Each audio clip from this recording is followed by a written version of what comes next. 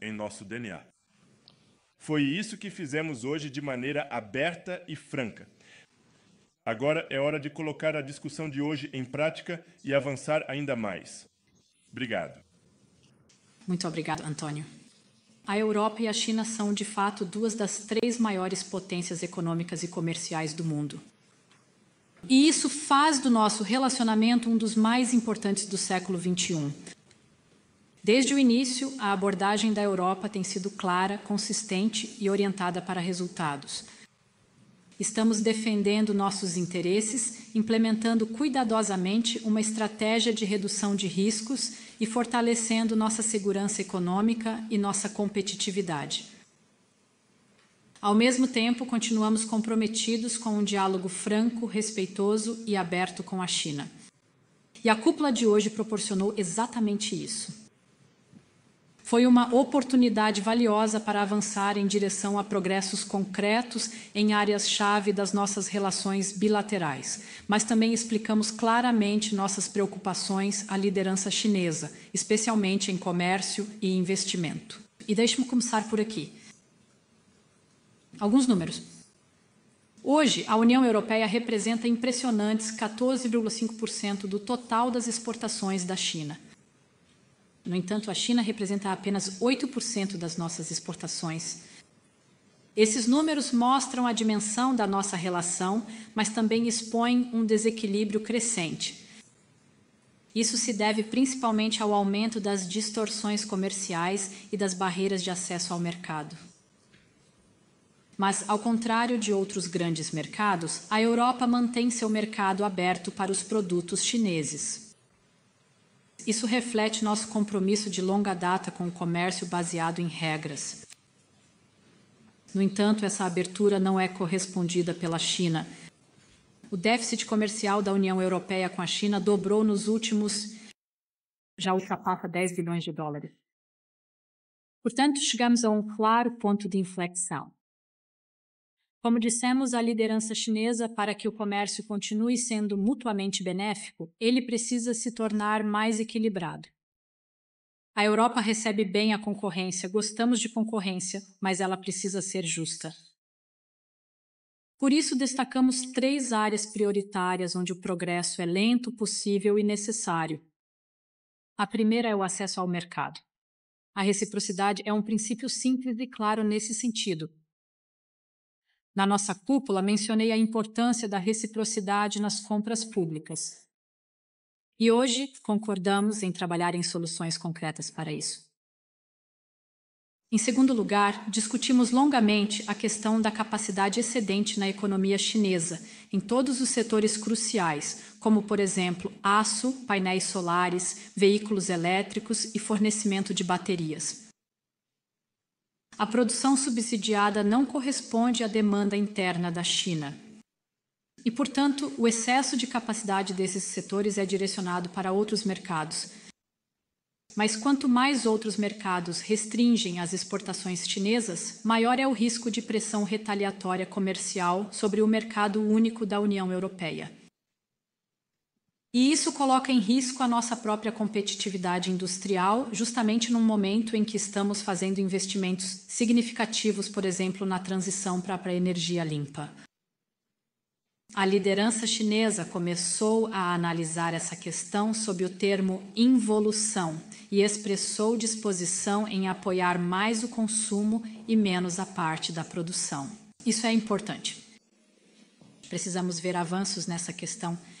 Da parte da produção, isso é importante. Precisamos ver avanços nessa questão, porque sem progresso será muito difícil para a União Europeia manter seu atual nível de abertura. A terceira questão que levantamos foram os controles de exportação sobre terras raras e ímãs permanentes da China. Como vocês sabem, esses controles de exportação têm causado uma pressão significativa sobre algumas empresas europeias. Para manter a confiança em nossa relação comercial, precisamos de um fornecimento confiável e seguro de matérias-primas críticas vindas da China. Ser visto como um fornecedor e parceiro confiável está claramente alinhado com os interesses econômicos e estratégicos de longo prazo da China. Portanto, reconhecemos os esforços da China em agilizar as licenças para as matérias-primas críticas e concordamos, e isso é novidade, em ter um mecanismo aprimorado de fornecimento para exportação. Em outras palavras, se houver gargalos, esse mecanismo aprimorado de apoio à cadeia de suprimentos pode imediatamente verificar e resolver o problema ou a questão existente. A necessidade de reequilibrar nosso relacionamento é ainda mais urgente no contexto atual do aumento global das tarifas. Como duas das maiores economias do mundo, a União Europeia e a China compartilham a responsabilidade de manter e reformar o sistema comercial global para que possamos mantê-lo aberto, justo e baseado em regras. Essa responsabilidade também se estende à defesa das normas, regras e instituições internacionais, e é por isso que levantamos a questão crítica do apoio da China à guerra de agressão da Rússia contra a Ucrânia.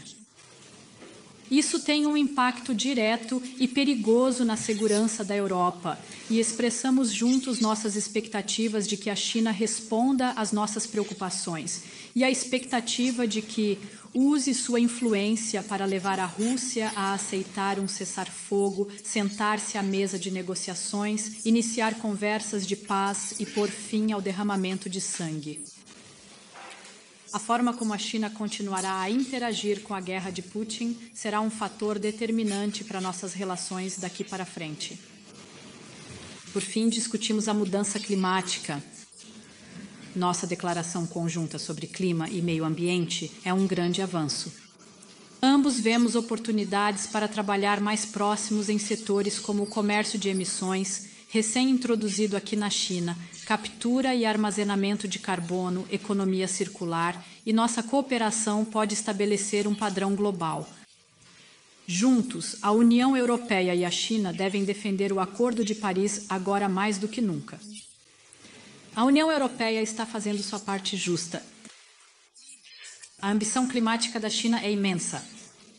Estamos ambos convencidos de que a tripla crise planetária do clima, perda de biodiversidade e poluição exige um forte quadro multilateral, e ambos queremos que a COP30 em Belém traga resultados ambiciosos. A partir da cúpula, percebo que há muito que podemos fazer juntos. Apesar das nossas diferenças, e nós temos diferenças, podemos encontrar soluções pragmáticas. A Europa sempre defenderá seus interesses, assim como a China faria. Estamos prontos para melhorar a cooperação bilateral e construir um relacionamento mais equilibrado e estável. Sabemos que os próximos 50 anos das relações UE-China serão moldados pelas escolhas que fizermos hoje. Obrigado. Muito obrigado. Vou abrir espaço para perguntas. Observe que há interpretação em inglês e chinês. Vou começar pelo papel. Well, you see... Obrigada. Boa noite, presidente. De pergunta para o jornal. E todos nós sabemos que existem muitas diferenças entre a China e a UE. Temos sistemas sociais diferentes, culturas e histórias diferentes. E também temos algumas visões diferentes sobre algumas questões bilaterais e internacionais. Então, minha pergunta é, ao comemorarmos nosso 50º aniversário, como podemos evitar essa divergência em nossa cooperação e comunicação no futuro? Obrigado. Bem, pelo diálogo podemos dizer...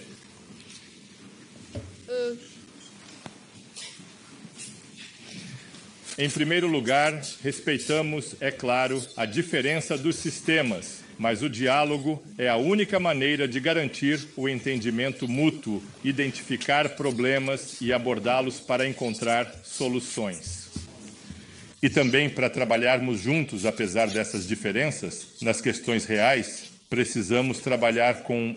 Depois desse discurso direto da presidente da União Europeia, uma coisa fica clara. A Europa não quer mais ser apenas espectadora nesse tabuleiro de potências. Ela deixou um recado explícito a Pequim. Ou vocês se afastam de Putin ou colocam em risco sua parceria com o Ocidente. Na prática, isso não é só diplomacia, é uma mudança de tom. A União Europeia está começando a perceber que se continuar ignorando esses laços cada vez mais evidentes entre China e Rússia, a própria segurança do continente pode estar em jogo. Agora, a grande questão é: isso vai funcionar? Será que a China vai ouvir? Ou será que o bloco europeu está entrando numa rota perigosa de isolamento e tensão? E você, que acompanha o canal, o que acha disso tudo? A Europa está finalmente se posicionando com firmeza? Ou está apenas reagindo tarde demais? Deixa aqui sua opinião nos comentários. Esse é um debate que vai muito além da política, envolve o futuro da geopolítica global. E se você curte esse tipo de análise direta e sem filtros, deixa o like, se inscreve no canal e ativa o sininho. Assim você não perde os próximos vídeos, porque isso aqui ainda vai render. Nos vemos no próximo vídeo.